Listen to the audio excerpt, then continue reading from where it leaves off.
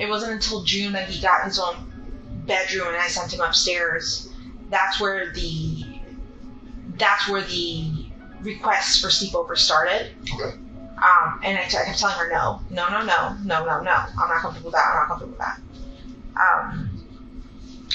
But eventually at some point, it's like we really want to watch, I forgot what movie it was. They really wanted to watch something and I was really tired. And I said, okay, fine.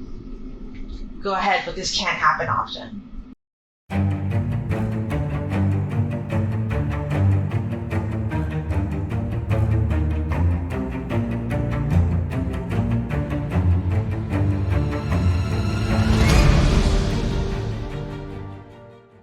Welcome all you couch detectives out there. Join us every week for new cases, and if you're a fan of true crime, make sure you subscribe so you don't miss anything. The absolute best way to support the channel is to subscribe, and if you appreciate what we're doing here, hit that like button, let us know that we're moving in the right direction. Okay, enough rambling, let's get into it. On February 22nd, 2024, Madeline Soto celebrates her 13th birthday, and just 4 days later, the teenager is reported missing. On the morning of February 26th, Madeline is given a ride to school by her mother's boyfriend, 37-year-old Stephan Stearns. Well, upon picking her up from school that day, Jennifer Soto, Madeline's mother, is told that she was never there. By 8 p.m. that evening, Madeline Soto is reported missing. Here is the family's interaction with law enforcement later that night. Hey there. Hey there. What's going on? So my daughter was dropped off close to school this morning, but never made it. I went to pick her up from school. I'm sorry, 1 second. Yeah. Go ahead, sir. Are we looking for another kid or we have a kid? Looking for another one. Good. Alright, so people are still on the scene. Let's put that out in the possible location. How long? 13. I'm trying to get there right now. Absolutely. Okay. All right. So she was supposed to be dropped off at school, didn't make it to school. Didn't make it to school. I went to pick her up from school today, Okay. and she never came out. They announced it over the speaker, and I'm just like, maybe she walked here, because sometimes she'll walk here to this office. I came here, nothing. I went back to the school, they were closed. I got an email from the school saying she was absent, but I also messaged her teacher, and he looked at her entire attendance today and saw that she was completely not at school today either. Okay. So she never made it. Okay. What's her name? Madeline. Madeline.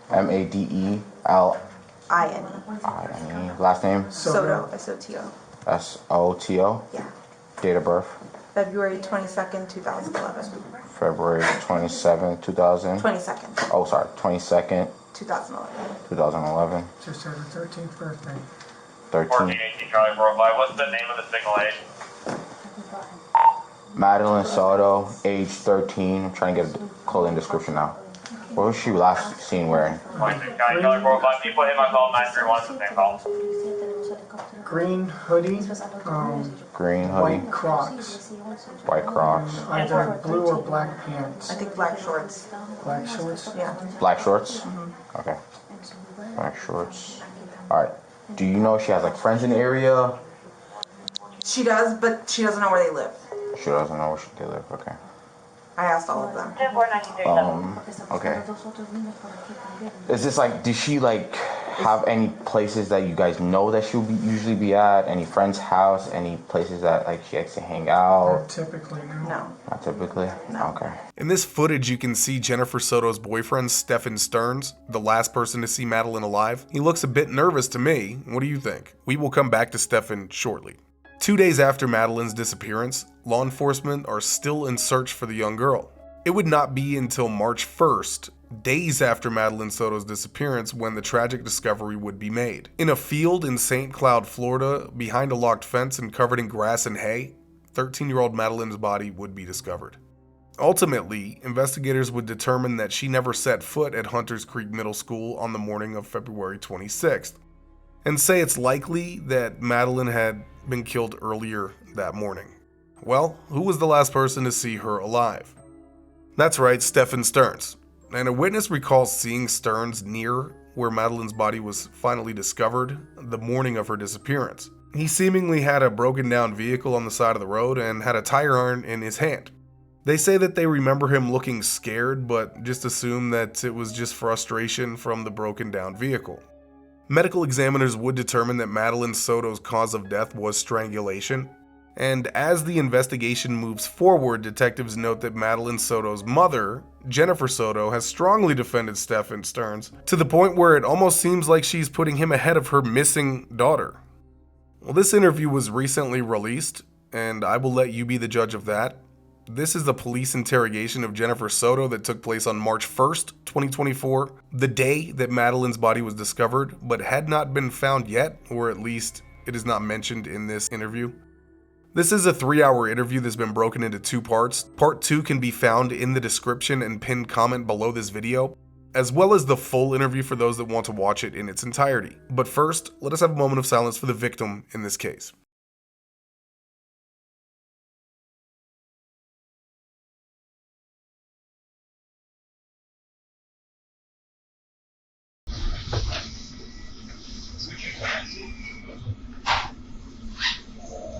My name's Kevin. I work for the Orange County Sheriff's Office. I'm with Matt, Detective Smallwood from Kissimmee. The goal, obviously, Kissimmee Police Department's doing most of this investigation. We're at the Orange County Sheriff's Office. Our people, we have resources out there, obviously doing active. So it's kind of a joint effort. So Detective Smallwood is kind of ready to read through the timeline of everything else. Sunday, Monday, Tuesday, Wednesday, we're going to go from there. All right. You want me to go through the whole timeline? Yeah, we'll start with Sunday. Take you through Sunday. Okay.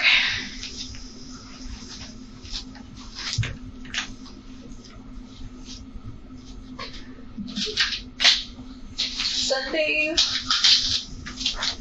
Can I have tissue? Yes, ma'am. Actually, grab some.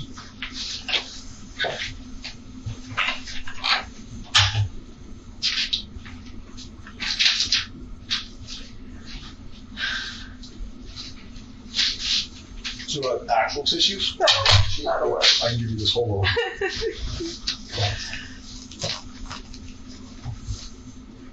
So Sunday, birthday party. She spent the whole day at my mom's house. They celebrated with the whole family. I was at work. I just started a new job last week or the week before. Okay. Where's that at? Walt Disney World at Coronado Springs, front desk concierge. Okay. I was finishing up my last day of, no, it wasn't even my last day of training. I was still in the middle of training. Sunday in the middle of training, I couldn't miss to go to her birthday party. So I went to work. It was my family all day. She had the best day. She was so happy when I got home and I saw her.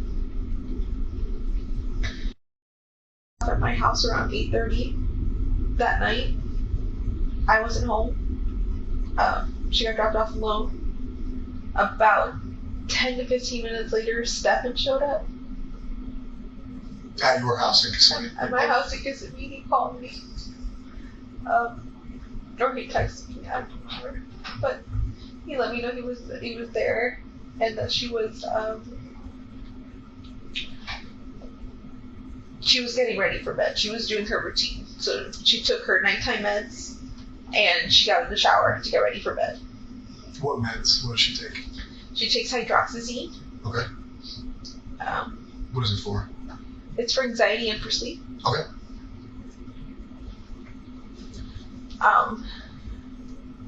Now, could she take that by herself, or would he have given that to her? I think she took it by herself. She got home and she had already taken it. How do you know that? That's what he told me. That's what he told you. Okay. He was there when you got home? You got home, they were already at the apartment? Okay.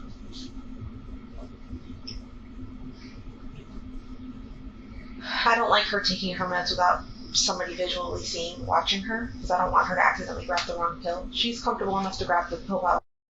But I'm like, no, I need to watch you take them. Is there ever been an issue with that in the past, where she took too many or took the wrong thing? Or just like a thought in your mind? No, just a thought in my mind, just me being hypervigilant. I want to physically watch her take her meds and watch her grab 2, take them. I don't ever want there to be an accident of She took too many, or my biggest fear is that she would take Adderall by accident, her daytime meds. Got it.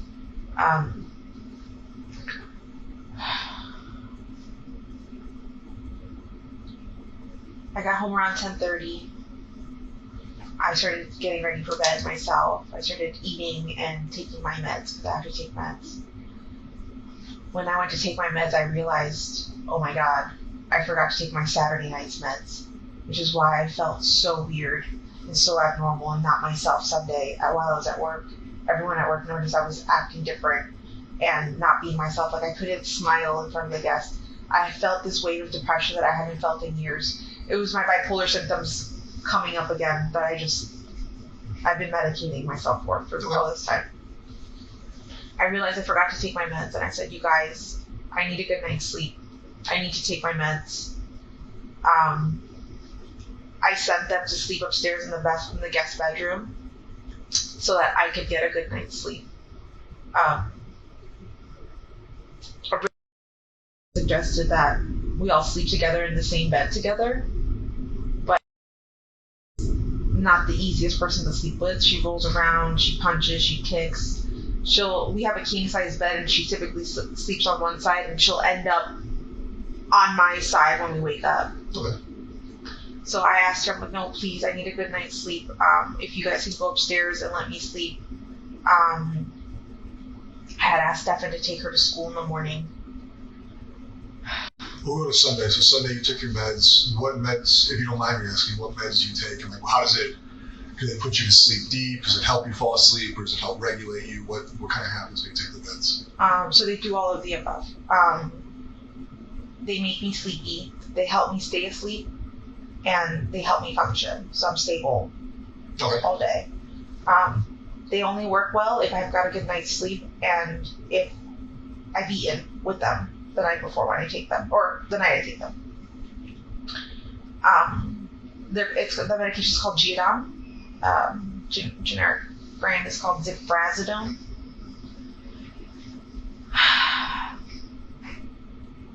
I took my meds, and then I told them to start getting ready for bed, to start heading upstairs and get ready because it was already almost 11 o'clock. It's past her bedtime. She needs to go to sleep. So I sent them upstairs. I think he may have come down at one point to pee before bed, and then he went back upstairs. He uses my restroom because the roommates upstairs don't want to share a restroom with a male. Okay. Yeah, so he uses my restroom.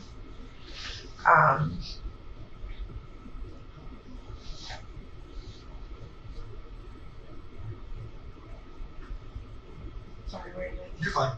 Sunday night he came downstairs, maybe overnight to use the restroom. Yeah, and then he went back upstairs and they went to sleep. Or where I think they went to sleep.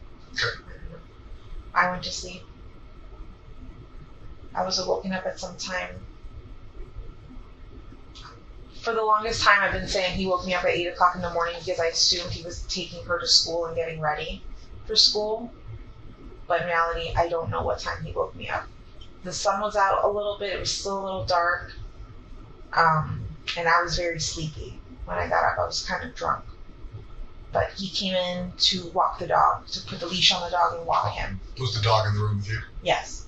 So did he wake you up on purpose, or was it just kind of like the causation of him opening the door and you realizing somebody was there? Yeah, the causation of him putting the leash on the dog, because the way the dog reacted, he gets very nervous and will urinate if you put the leash on him too directly. You have to like be nice and talk to him. He's very he's a nervous dog, yeah.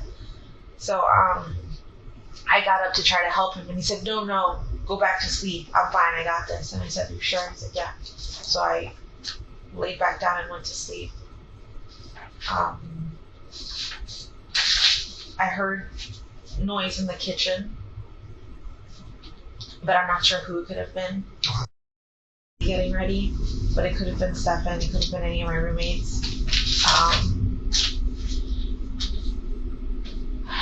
I fell asleep again, and I didn't wake up, I think, until 9 o'clock in the morning. Did you ever leave the bedroom in that time frame? No. So he came in, you were kind of woken up based on him interacting with the dog, but you stayed in bed, you didn't leave the bedroom. So if you woke up at like 9, so you never That morning. Monday morning. So the last time you would have been Sunday evening. Sunday. Okay.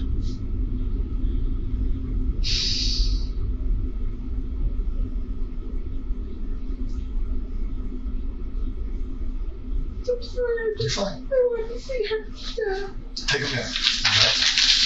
While you take a minute, I was going to ask you earlier, has anybody reached out to you during the time that you've been investigating this?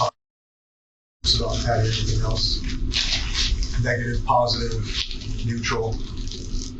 My best friends have all been in contact with me just to try to help me. There's like, setting up Facebook groups, flyers,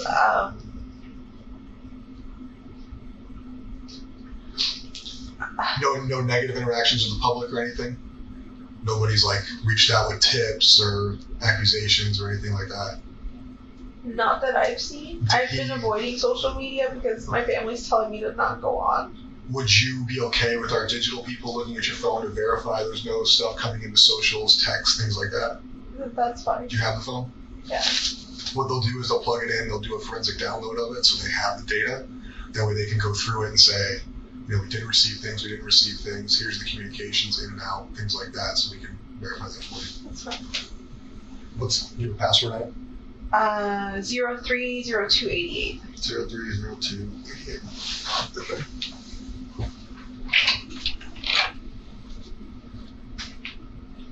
Is that a birthday? My birthday. It's your birthday? Yeah. My birthday's tomorrow. Right. Today's the first. I didn't even know.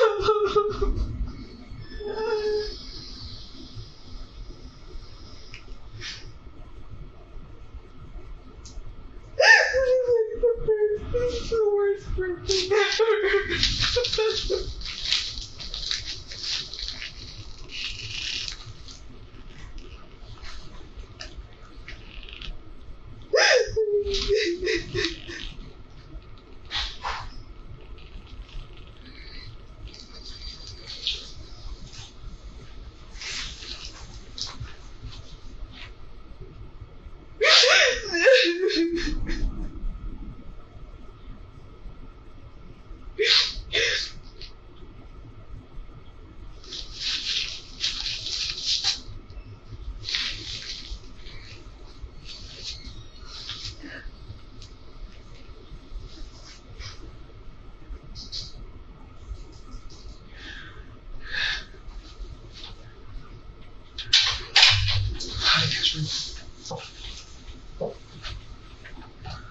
That way they get that going so we can get it back to you before we're out here. We don't keep it from you.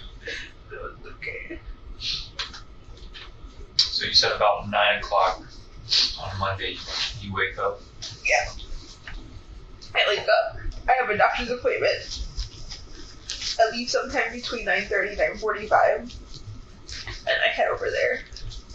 It's blood work appointment. The appointment's for 10:15, but they take a while to see me. Where was your appointment at? LabCorp. And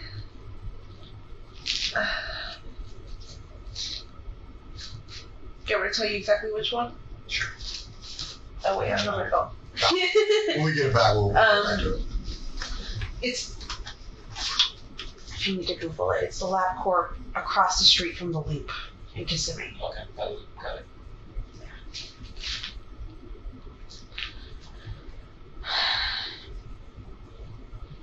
Had my appointment. I finished there sometime between 11:15 then I headed home. When I got home, Stephan was there. I had talked to him a little bit earlier while I was waiting for my blood work appointment, and he let me know, oh, I'm so sorry, I left my phone at home by accident. School, everything went great. She got up super early, got up really quick. She slept most of the way in the car. I asked her multiple times if she wanted McDonald's, but she said no. because that was the plan, was that they were gonna stop at McDonald's that morning to go get breakfast. Right. He said that he had gone to the vape shop and they were closed and they didn't open. So he waited there for a while and left, and then said he was gonna go back later.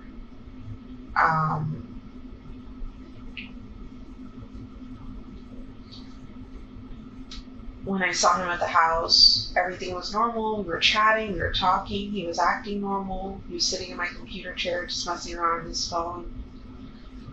While we were hanging out, he mentioned something along the lines of, "Oh man, I've been avoiding this phone update for a really long time. I should probably update it now." And I said, "Do it, don't avoid it, just get it over with." And he updates his phone and then tells me, "Oh my god, I don't know what button I just pressed, but I just factory reset my entire phone." And I said, "How the hell does that happen? That gives you options now when you reset your phone?" He goes, "Yeah, apparently I wasn't paying attention and I just pressed the button and it happened."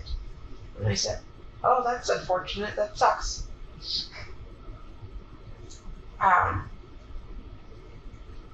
Later on, he tells me he's going to go back out, and I think this is around 12:30, 1 o'clock. Still on Monday? Yes, still Monday. 12:30 in the afternoon, 1 o'clock in the afternoon. He tells me he's going to go back out. He's going to stop at a few gaming shops. And then he'll meet me at the house at 2:30 so we can get together.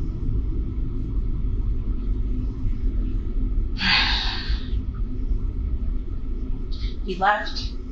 I hung out in the house for a while. Was waiting for 2:30 to roll around. 2:30 rolls around, and I'm already calling Stephan, and he's not picking up his phone. 2:30 comes, I leave. About 10 minutes later, I get a phone call from him going, "I just got back home. I left my phone home again. I'm so sorry. How long ago did you leave?" And I said, "About 10 minutes ago." He goes, "I'm so sorry, I missed it. I really wanted to go with you." And I'm just like, "It's fine." I figured he wasn't going to make it, because when I looked at the time when he left and said he was going to visit 3 shops, I didn't think he had enough time to visit them. He told me while he was gone that he got a flat tire somewhere on 182. The wheel just shredded and fell apart. So he was changing the tire, and it took him a really long time to do it. He said he hurt his thumb while changing the tire, like the frame or something slipped and something pinched his finger, and he ended up having to yank it out. And he said he hurt his finger. I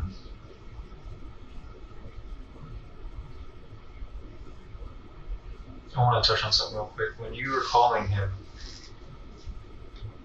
he eventually told you that he left his phone there. Did you hear the phone at the house? No. If it was anywhere, it would have been upstairs and I wouldn't have heard it. It would have been in the guest Do bedroom. you typically go upstairs? Who, me? Yes. Only from doing laundry. That was all. I was just curious if you had heard the phone when you were trying to call him that day. I didn't.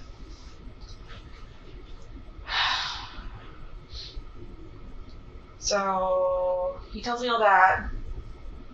I get off the phone with him. I'm waiting. Wait for about an hour and 10 minutes. 4:04, the bell rings, and I'm waiting. I'm the first in line. And she doesn't come out. You were in your car? I was in my car, in the car line, yeah. At this point, it's been a few minutes. She should have been out by now, because she's usually one of the first kids out. She knows I'm in the front line. And I'm holding up the line behind me, because there's kids getting in the cars behind and they're all waiting. They can't get around me, right? So I start calling her, forgetting that I have her phone on me. I had found her phone earlier that morning. She had left it at home. And I brought it with me because she does this often. She does leave her phone. Where was the phone at in the house? It was on top of the dresser in her bedroom. Downstairs? I do it downstairs. Okay. So, just so you know, I have a 4-bedroom townhouse. Go ahead. The living room has a partition in it, a fake wall kind of thing. That's got her bedroom in it. That's got a bed, a dresser, and a desk on it. Does she sleep there? No. She'll hang out there. She'll use her computer and hang out there. That's her hangout spot. But she primarily sleeps with me every night in my bed. That's because I know the roommates wake up super early in the morning. They're going to be in the kitchen. They're going to wake her up if she's sleeping out in the living room. So I don't. So your bedroom downstairs, her makeshift bedroom downstairs, guest bedroom upstairs. Yes. Got it.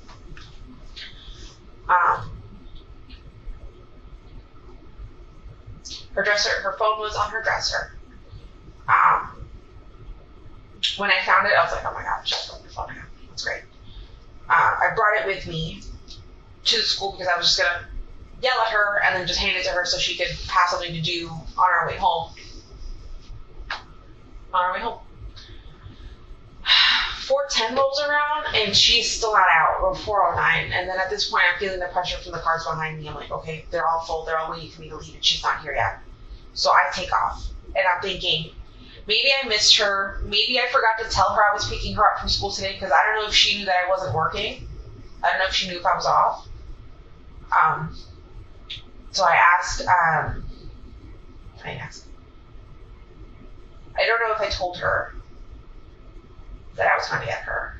So I left thinking maybe she walked. That's pretty close to school. If I can't pick her up at school, that's where I tell her to. I drove the path she would have walked. I didn't see her. I got to the office. And she goes, no, it's a little too early. And I said, okay, let me go drive back down and wait along the path she would walk and just wait. And I parked and I waited.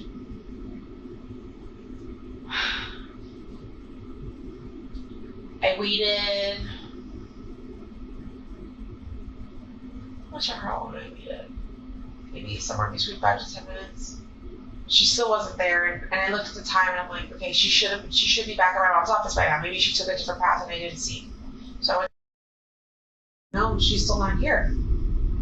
And I'm like, that's really strange. So I called. I don't know if I texted her. I called. I think I texted her. And I asked, hey, or I called. No, I called her. I asked,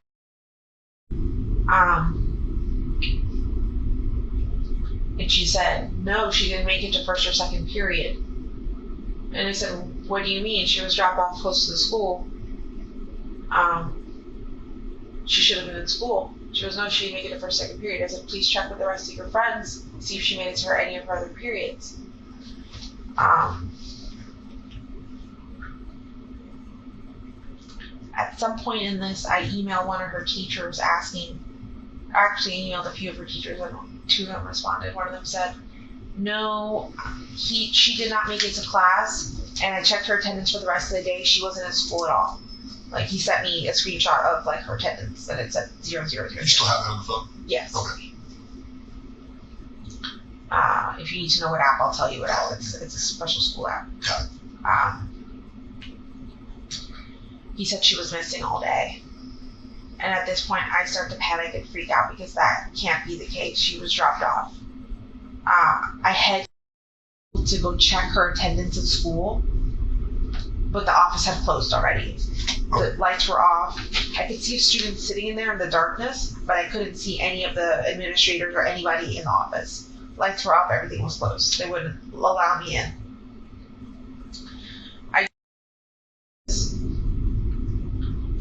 I think at this point the teacher had responded to me and told me she didn't make it to school at all. I start having like a freak out panic attack. And Are you still just you at this point? Is it you and Stephan? it's me and my sister. And I want to say one of them is Catherine. I start panicking and I think at this point I call Stephan and I tell him, hey, because she didn't make it. She's absent today. There's no attendance of her at all today. Only right now. And he said, okay, I'll be there. And he came to the office and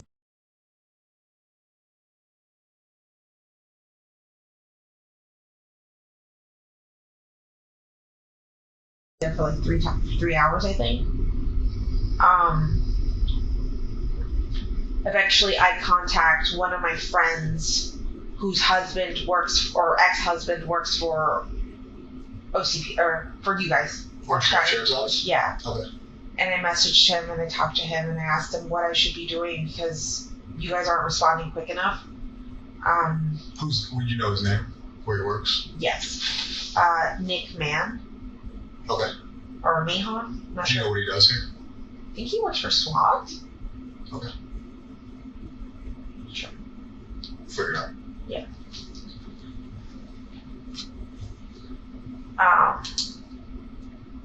He tell you to wait.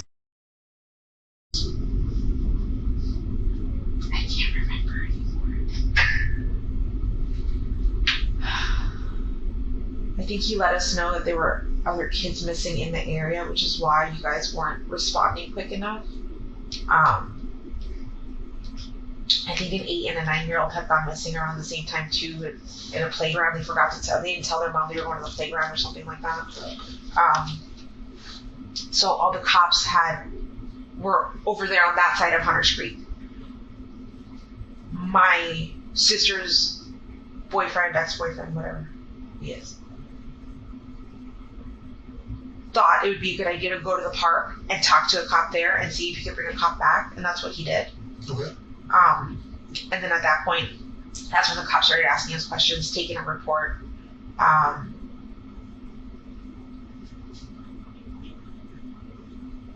Interviewing me. They interviewed Stephan. They asked Stephan to take them back to the location where he dropped them off, and he showed them wherever he dropped her off. They were looking for cameras along the path, and I don't think they found any cameras along the way to see if there's any video recordings. I think. Did Stephan go with them in their patrol cars, or did he drive himself when they followed? How'd that work? I think he went with them in the patrol car. Okay.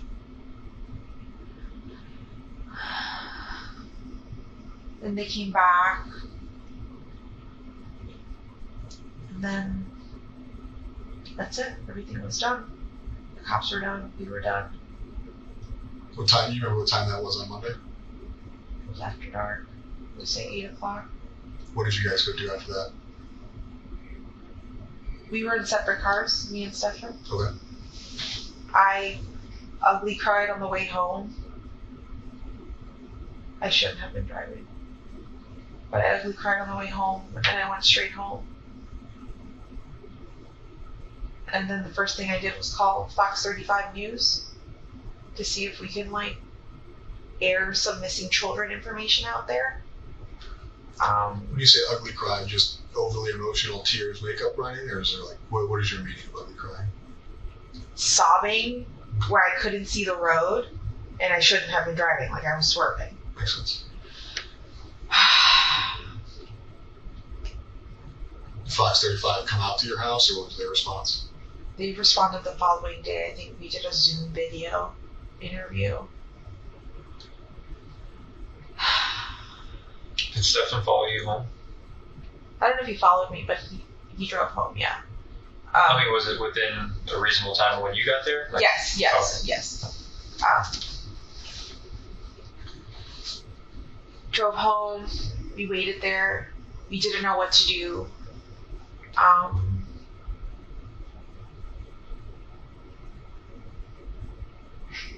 I stayed up late. I think I called Fox 35. What else did I do? I think I had to eventually eat and take my medication. He told me he was going to go out cruising that night to go look for her. And I said, I even questioned that. I asked him, are you sure it's a good idea? You should probably sit tight. Let's just wait to see if she comes home. And he said he was going to take a drive out. I had completely forgotten about him wanting to take the drive, or that he actually did it. And it wasn't confirmed to me until the following day, where agents came to the house and we sat in the car for a good amount of time. And I noticed the chair was adjusted. And I said, did you drive my car? And he said, yeah, remember I said I was going out last night? That's right, you did say that. he tell you where he looked? I think he said up and down 192, and I said, why there? And he's like, I don't know, I'm just looking. I was just trying to look anywhere. And I'm just like, okay. Did he say if he found anything or talked to anybody, or just roamed? Yeah, well.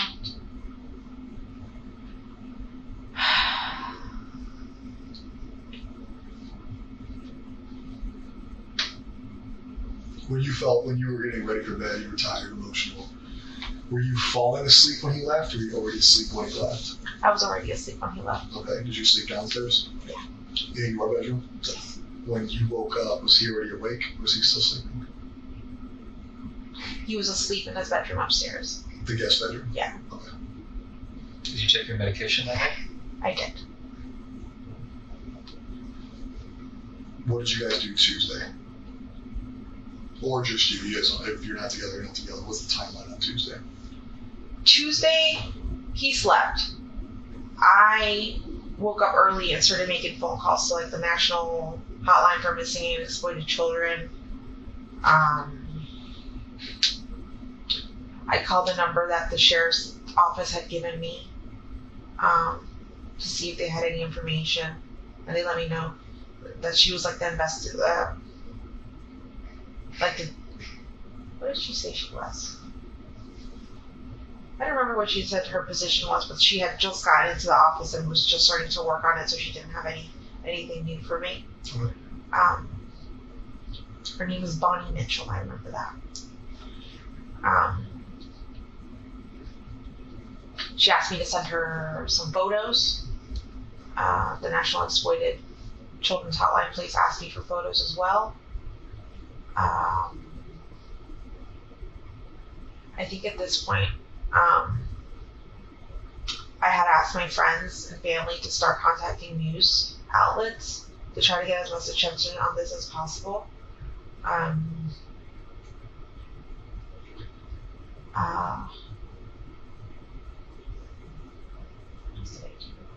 had a lot of phone calls coming in, and I was picking all of them up, hoping that any of them could help me.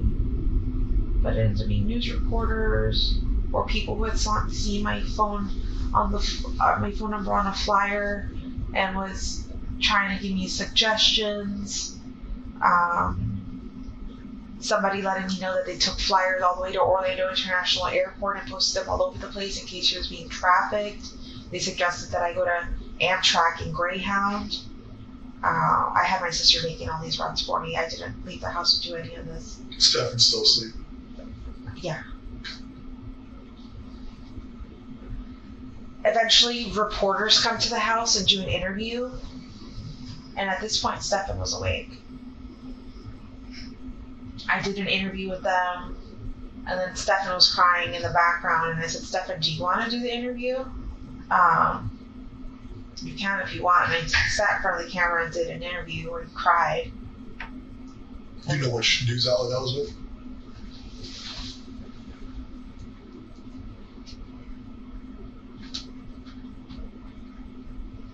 I know there's a video on Fox 35 With him sitting to be on like a webcam. Yeah, that was Zoom. He was sitting in the background for me. Okay. I know But you that had one. in-person interviews with reporters? Yes. You, I want to say it was Channel 9. okay.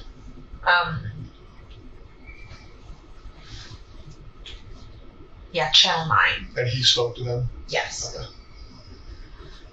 And he ugly cried in front of the camera too, so he was fucking fake sob crying.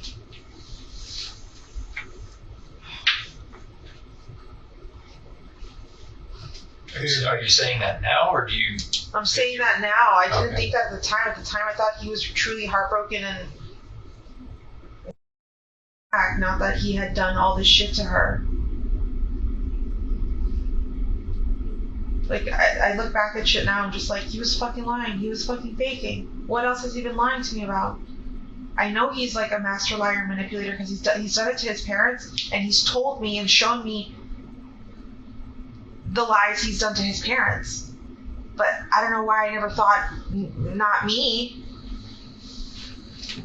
The lies are about money, they're about where he's at, what he's doing. What's he Yeah, all that. to his parents? Yeah, he's stolen money from his parents. They used to have a few $1,000s hidden in like a closet for emergency fund kind of thing. And during COVID, he stole he wanted RC cars. See, if he wants something, he's gonna get it, no matter what.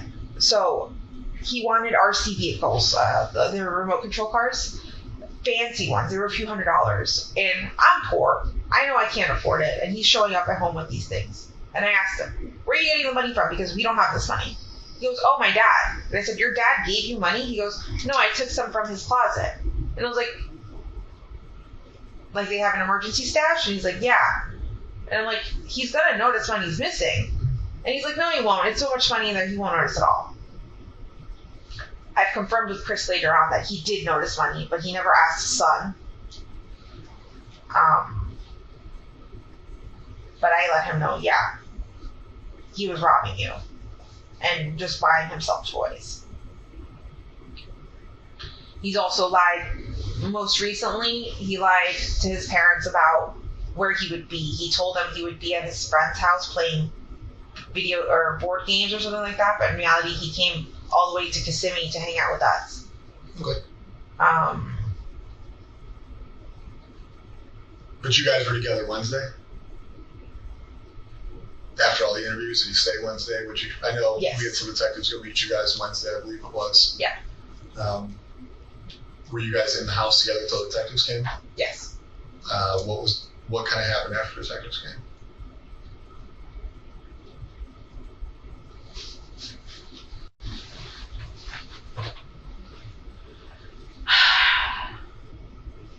Do you feel like everything starts to get blurry? Oh, I get it. Trust me, we've been in this just office for like 3 days straight. Yeah, so I just don't remember what day I had conversation with you guys. Tuesday night, Orange County detectives came out there because I ended up coming out Tuesday night. Yeah. I don't know if you remember seeing me or not that night. Okay. That was the first night we were at the apartment into the nighttime. Yeah, is that when you guys shut down the house for forensics? Yes. Okay. So Tell us about that. okay. So earlier that day, I think Detective Hunt came, or somebody came, and asked Stephan for his cell phone. If he would willingly give it up so that they can look at it, or if they would need a warrant. And I remember him saying, "Should I have asked a warrant? Should I have?" And I'm like, "No, you got nothing to hide. Give him your fucking phone." And I think we hung out in the house for a little bit, and then when you guys came in the evening, and you guys told us to wait outside, and we waited in my car, he started getting very anxious and very panicky, going, "I want my phone back. I want my phone back." And I said, "Listen, at this point, it's their phone. It's theirs for fucking ever. I don't give a shit. We will buy you a new phone. It doesn't matter anymore. Whatever they need, they need. Like, let them look at it." And he's like, "I just want my phone back." And I'm just like, are you trying to make yourself more suspicious? Because, like, if you were to go demand your phone back right now, that would look suspicious as fuck. Like, what are you doing? I'm thinking he's just getting impatient because he's bored and wants to play on his phone. And at one point, he takes my phone to start playing with it. I give it up, and I said, "Here, play on my phone. Have fun." Because I think from my phone, he was trying to log into his emails, but he couldn't. Because you need like 2-factor authentication from your own phone. And I'm just like, "What are you trying to look at?" And he's like, "Oh, my shipments, my packages." He's addicted to buying shit. That's another thing. Me and his dad couldn't figure out where Stephan was getting money from to buy stuff since he's been unemployed the last 2 months, but he's constantly buying himself packages, buying himself things off of Amazon, buying himself things off the line. Is this stuff you can confirm, or you think he's doing this? What? Buying packages. I can confirm because I am linked to his Amazon account. Okay.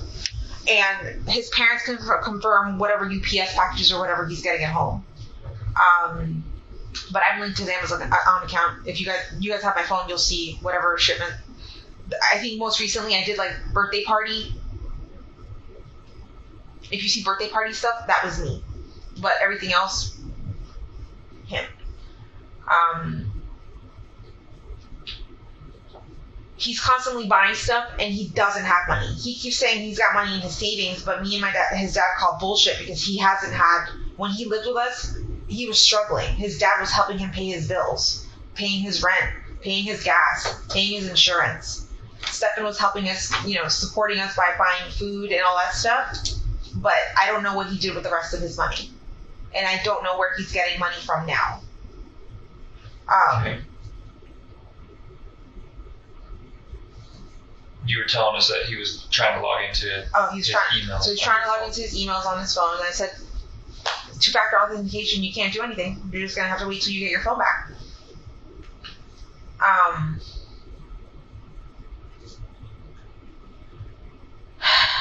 What else? We waited in the car. I think at this point, when I noticed that forensics was locking down the house and you guys said we couldn't come back, I told him to call his dad. Because I had a feeling y'all knew something and it was going to come down on him. And I'm just like, they're focusing on the wrong person. They have the wrong person. In my head, I'm convinced you guys are that you had the wrong person. I wanted to think that he was good.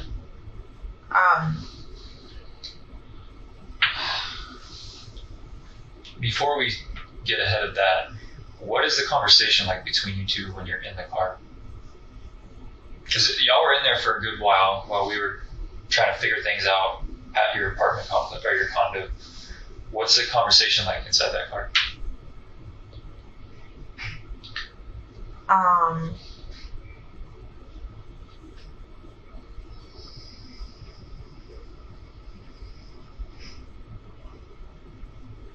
trying to think back to what exactly we were talking about. I know I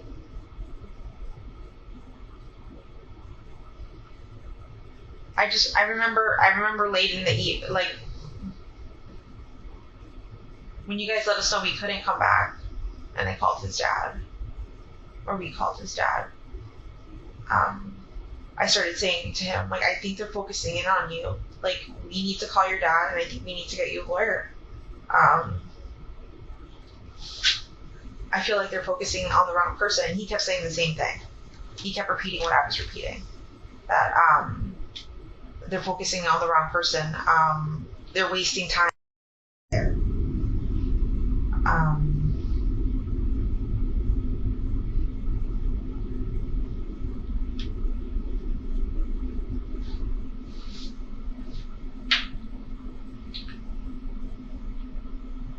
How did he feel when you said he needs a lawyer?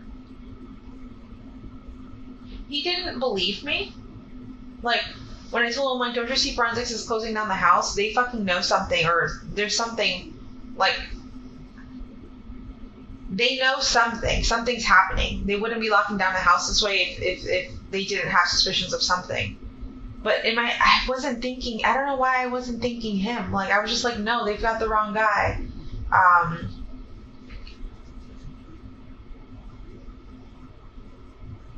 He just kept saying that they have the wrong guy, that they're focusing on the wrong person, and that we're wasting time.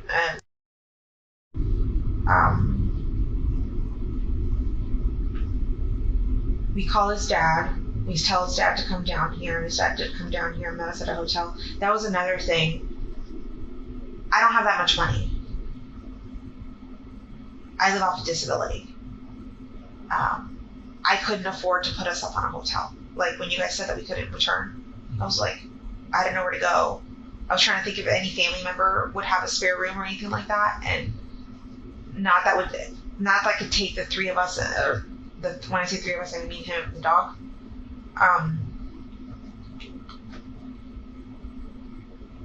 And I know at my mom's house, we wouldn't have been welcome. My mom does not like Stephan. She's never liked Stephan.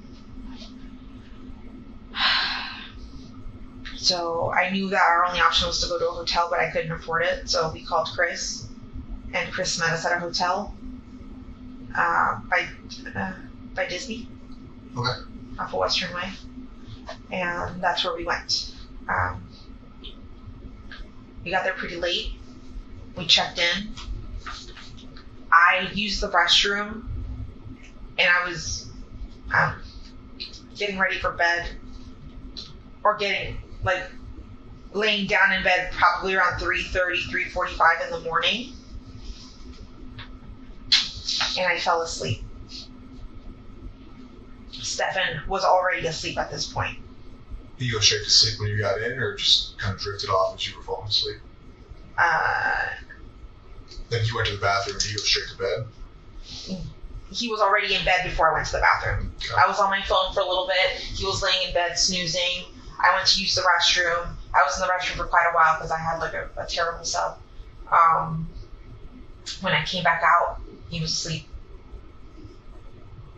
At least I thought he was asleep. But His dad stayed with you guys? not in the hotel room. He stayed in a different room on the same floor. Okay. The following morning, I wake up, I think around 9 o'clock in the morning, and Stephan's not there.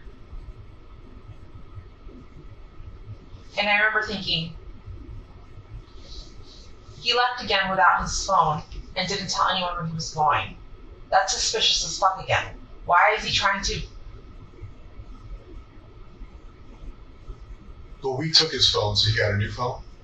He didn't get the new phone until later that day, where his dad woke up, came to our hotel room, and then handed him a phone. Okay. And said, here, have this phone in the meantime until you get your old phone back. Oh, so you're just saying he's out and about with no phone? Yeah, he's out and about with no phone, so there's no way for us to contact him. There's no way for us to... I didn't know if he even knew how to get back to the hotel. Because I drove that night. He's a little oblivious to when it comes to directions. So I was just like, he didn't even figure out how to get here. But he rolled in around 11:15. Rolled in with a cup of Wawa. And said, oh, I'm so sorry, I was just driving around. I grabbed some Wawa on 182 and got lost. I didn't know how to get back to the hotel. But I'm here now. And I'm just like, detectives are about to show up. What the fuck would have happened if they showed up and you weren't here? Like, you would have been a fugitive. Like, what are you doing? And he was just apologetic about not telling anyone where he went. But you know, I mean, he had a Wawa cup and he said he was up at 192. Yeah, but in reality, I know that he truly took my car in the middle of the night to Northport, Florida, and I was down there for an hour and came back. I didn't suspect that at all. Okay. I literally thought, I'm like, oh, this man, we were right next to like a a Target. So I'm thinking, oh, he's probably like stress shopping, just looking at stuff. He likes to browse. Or just like, maybe he's in there somewhere. But I didn't have a car. I couldn't go out looking, right? And also, detectives were coming, so I didn't want to leave. Detectives eventually show up. Actually, we were in the hotel room for a while.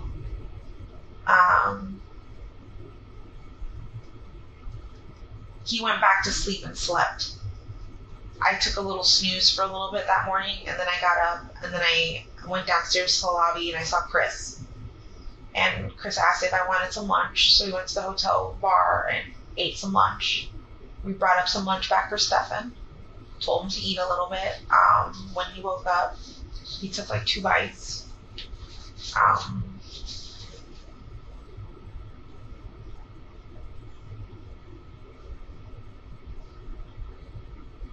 Then detectives showed up. We went downstairs. They let us know that there was a press conference happening, which we already had an idea was going to happen. And they told us they would give us a ride and escort us to the conference here, and that you guys would let us in the back way so that media wouldn't see us. But in reality, now I know that was just to interview guys with us. But yeah, then we showed up here and got separated. Haven't heard from him since. Haven't spoken to him since.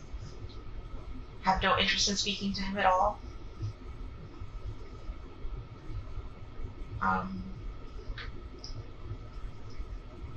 Yeah, that was it. Then we got interviewed. What have you done since? Like, where did you go back to the hotel? Did you stay somewhere else? No. So after the interview and all that stuff, Chris took me to my sister's house. I've been at my sister's house ever since. Cool. yesterday I went out for a little bit to go to Target to try to take my mind off of things. I went to Target to go get myself a toothbrush and deodorant, things that I didn't have because I left the house the last second. I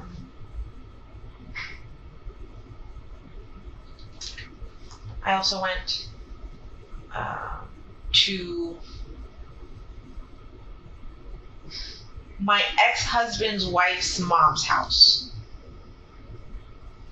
It's complicated, but we're all friends. So, Yeah. And they consoled me. They just kept me company. They made lunch. Then I went back to my sister's house, and I've just been pretty much there ever since. When I went to Target, I decided, like, oh shit, I shouldn't be out in public. People could recognize me. It could either be good or bad, what people could tell me. I've already had people recognize me in my community, and dealing with people's heavy emotions and them coming to me and crying and telling me they're so sorry and how they feel is so heavy because like I just have to kind of stand there and take their emotions and like I don't know, it's so heavy. When I realized that these were the interactions I was having in public, I'm like, I need to stay home because I can't carry anyone else's emotions right now. I have my own to deal with, like my own. I don't want my own mental health suffering right now, or for me to spiral and end up back being hospitalized. so when did you meet Stephen or Stephan? I met Stephan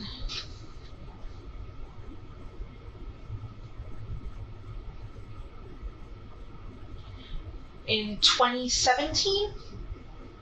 We both worked for Eco Homes, a real estate company. I did appointments, and he worked in the office doing like warranty work. We met as coworkers. We became really good friends. We were best friends for like a year. And then eventually I asked him if he wanted to hook up, and he said sure.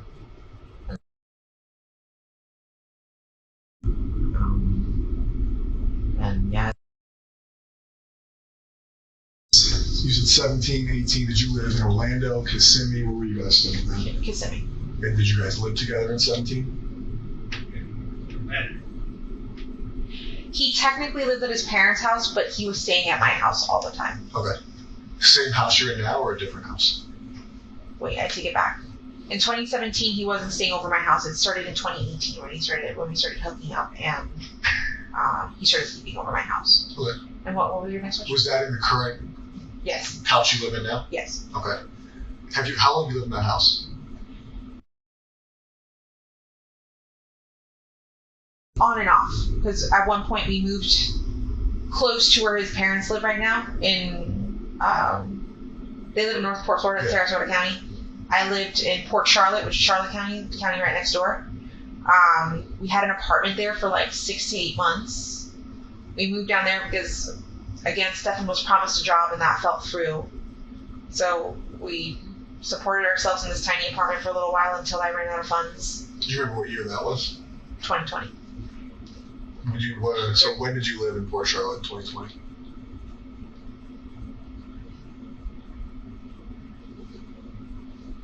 I don't remember what month I moved in, but I remember moving out in November. Of 2020? Yeah. Okay. So it was some.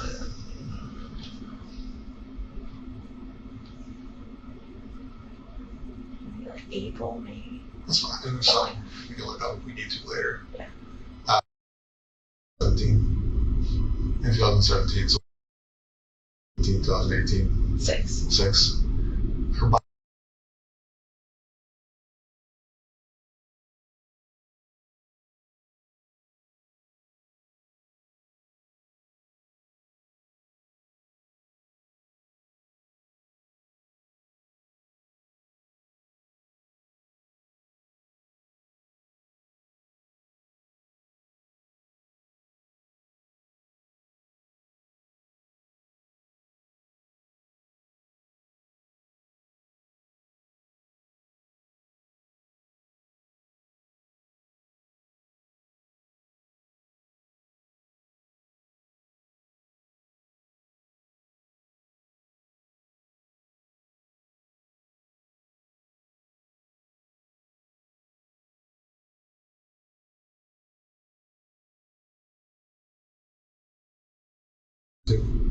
At the same time, no. But Okay. I've had ex-husbands and ex-boyfriends live in that same house before. Got it.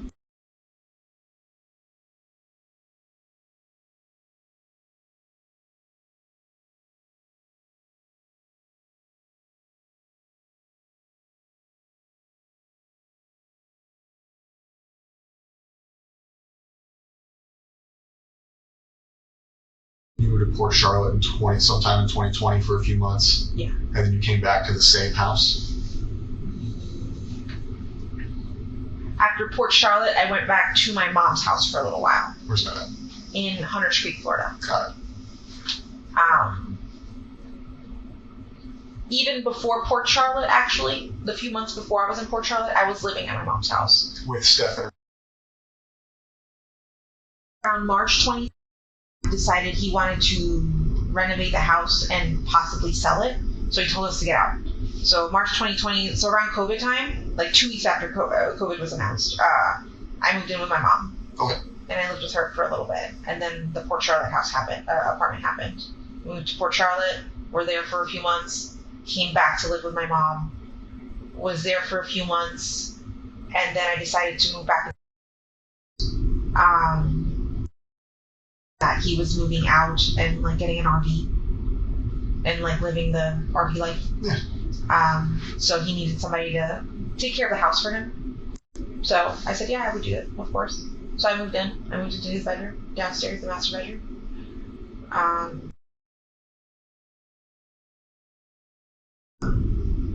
Eventually, Stephan did come.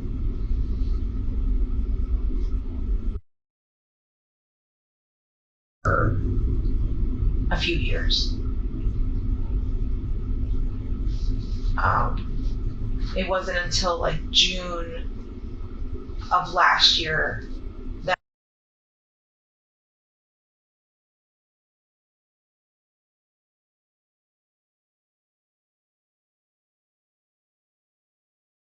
I can go upstairs to the guest bedroom upstairs because I just he's not a very clean guy. He's kind of a little hoarder and like collector. So just my house was always a mess in there, the way that I wanted it to look. Or the clutter just gave me anxiety. So I asked him to move upstairs and he did. And he lived upstairs until until December of last year. And then he moved to Northport, Florida with his parents, but they had promised him a job, but that fell through. So we were in the process of trying to get him to come back up here to get his job back at Disney and for him to move back into the house for a little bit. And I'm not sure long term. I know temporarily I was willing to accept him back. Was that something out of convenience for him or because you? A little bit of both. We missed him.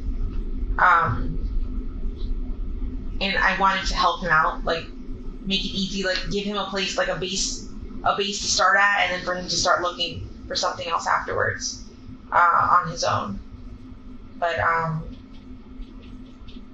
yeah. You obviously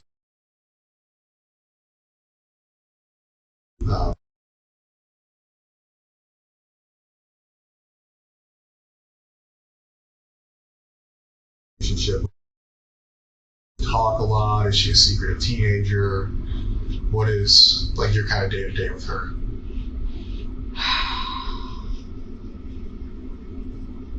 I would have said a normal relationship. I asked, she would tell me. I didn't think she was hiding anything from me. I didn't think she was lying to me about anything, but obviously she had secrets. I mean, the hindsight. I mean, all the stuff you found out over the past couple of days. We're like taking that out of the picture. Your relationship with her. Okay. Like not looking back saying, okay, I was being lied to. Like up until you found out some things that you've been told. You guys had an open communication relationship. You talk about everything. Life. Yeah. If anything, she was a little bit more open with Stephan because she told him about a boy she had a crush on. Okay. And that his name was. And she described him. And Stephan's like, "Are you aware that she has a crush on a boy?" I said, "No." He's like, "Yeah." She told me his name, that he's tall and that she likes his fluffy hair. When was this? Do you remember when this conversation happened? Within the last week sometime, but I'm not Oh, sure. okay. Like so we saw, so within a week of that Sunday. I'm not sure if if she had told him via phone chat. It must have been via phone, like phone convert, like we don't FaceTime, we Google Meet. The Android version of FaceTime, yeah. So we would Google Meet often.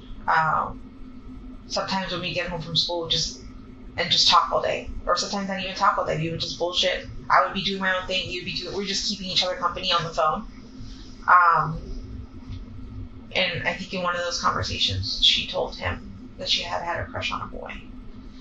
But I checked those text messages with that boy, and nothing seemed weird either. But how did he? I mean, it could be new. I mean, she sees a guy at school. She thinks it's attractive. He shows her attention. I mean, she's young. How did he take it? Was he like? And I want you to think back before you know things you know now. Like, did he seem concerned about her? Did he seem excited for her? Like she's starting to, be a kid and have crushes and everything else. Like, he seemed happy for her. Okay. He's like, yeah, did you hear this? This is super cute. And I was like, oh. I hadn't. She hadn't told me. And I wondered, I'm like, why didn't she tell me? Why did she tell him and not me? And like, I want to know who she got a crush on.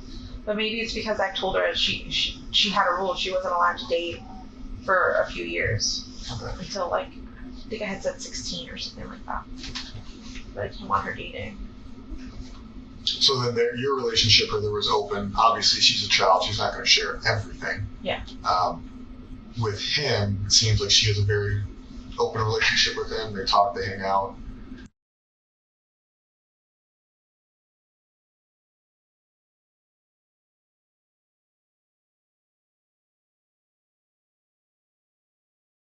So it'd be okay with you if they went out and did things together outside, if you were at work or something.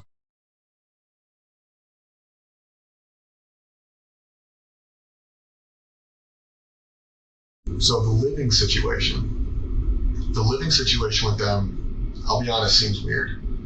It's weird to me. She's got a bedroom downstairs. What's kind of the mindset or the thought process, the communication you've had with Stephan about, she's not going to sleep in her bed, but you guys are going to sleep in the guest bedroom? So originally the plan was that all three of us were going to sleep in my bed together. And I'm not just saying Sunday, I mean like. Oh, okay. Like in the past, too. So I had a rule. She wasn't allowed to sleep in his bedroom at all. Like, no sleepovers, no nothing. For a very long time. For years.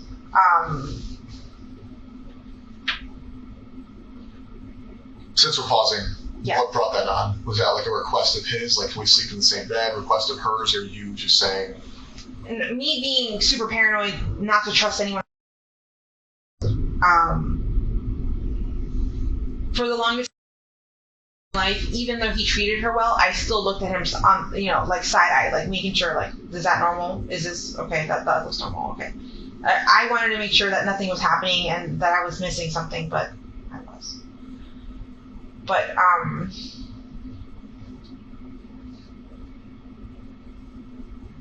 he never requested. I'm sorry. Repeat the question then. So I guess you said like you had a rule. Like obviously we know now they've slept in the same bedroom together and everything else. I'm sure you're questioning a lot of things that like you haven't been told or that are going on. The thought process of them sleeping in the same bedroom caused you to say that you had a rule for the longest time where they couldn't. Yeah. I have a son. He's a lot younger than her. He's 4. But I guess if I was dating somebody or had somebody over, I would never establish, and this is just me, a rule. He can't sleep in the bed with her, or she's not going to be. It wouldn't even be a thought process for me, so that's why I ask, because I wouldn't think of it even as an option. Yeah. So when you say you had a rule, I guess I'm asking what prompted the rule. Sleepovers before. Yeah. like, you want to watch movies and eat snacks. Can we do that? I'm like, no. We can all watch movies down here together. We can all sleep down here together. Up until June, together all the time. So we were always, she would sleep in the middle, I would sleep on this side, he would sleep on the other side. It wasn't until June that he got his own bedroom and I sent him upstairs. That's where the requests for sleepover started. Okay. And I kept telling her no. I'm not comfortable with that. But eventually at some point, it's like, we really want to watch, I forgot what movie it was. They really wanted to watch something and I was really tired. And I said, okay, fine. Go ahead, but this can't happen often.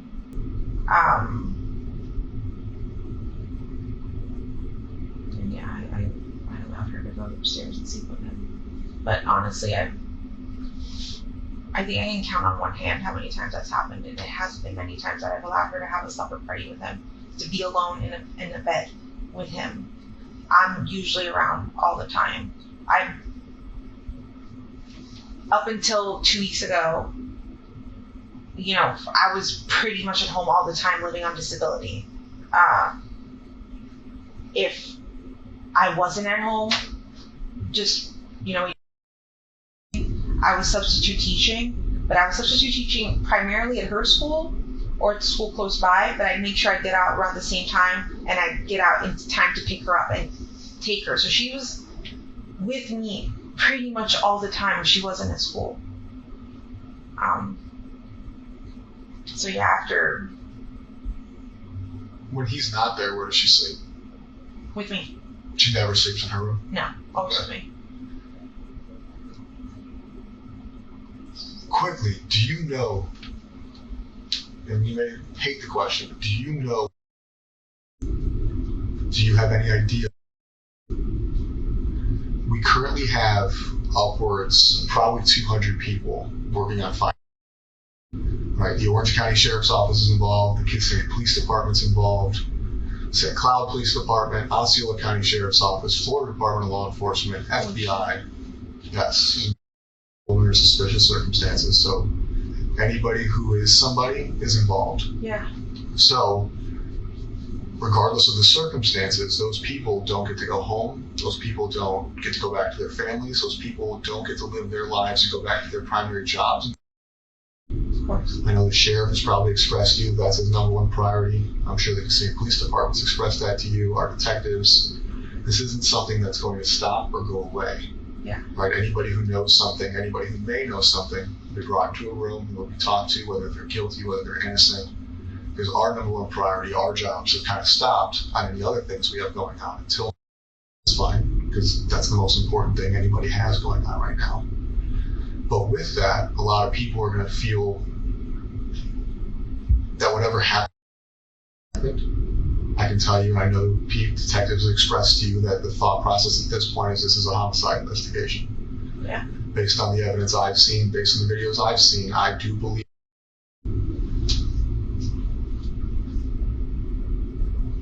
With that being said, and the reason I tell you that, not to be an asshole, is because the thought process with us leads it in a different investigation, a different way. Meaning, whatever happened has already happened.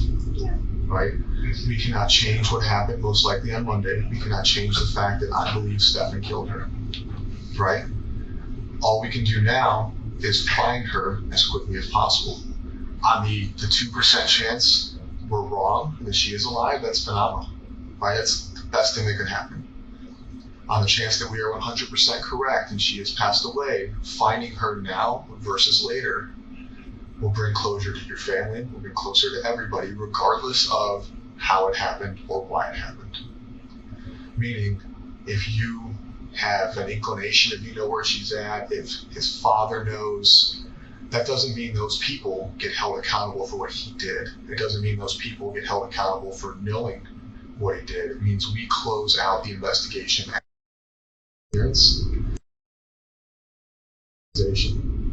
know what I mean? So a lot of times we go into rooms like this and we ask people questions. We say, hey, do you know what happened? Do you know what happened? And there's this fear of what happened already happened. I can't change that, so I'm not going to insert myself with knowledge because it's going to make me look bad.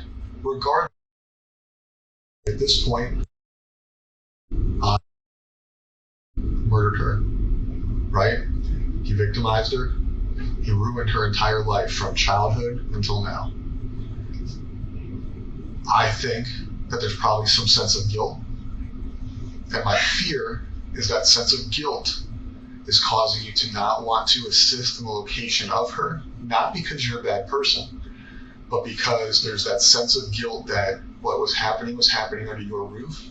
And now, by her being found, brings that all to your plate, and it doesn't. Oh no. If I knew anything, I would so tell you. I want to even if she's dead, because you guys tell me your suspicions, but I'm not going to believe it until I have her body. So there are things, and the reason I say these things, and again, I'm not trying to be an asshole, but the reason I say these things is there's been a lot of things you've said, and a lot of things I've kind of researched between the Fox 35 story, between your initial statement to the police. A lot of things have changed. The initial statement to the police was you watched her get dressed, you watched her leave, you knew exactly what she was wearing. Can I tell you Absolutely. my thought process on Yes, that, ma'am. or where I came from with that? I was handed this form, and I'm like, where do I start? What do I write? And somebody said, tell them what you saw. And so I started with I saw. And then I wrote out what I wrote out. But it wasn't until later I was like, wait, I didn't see her. I assumed that I saw her. I assumed that I heard her. But I didn't. In reality, I didn't see her. I only saw him. And I heard something in the kitchen, but I don't know who that was. Which we talked about today. But I guess there's other concerns.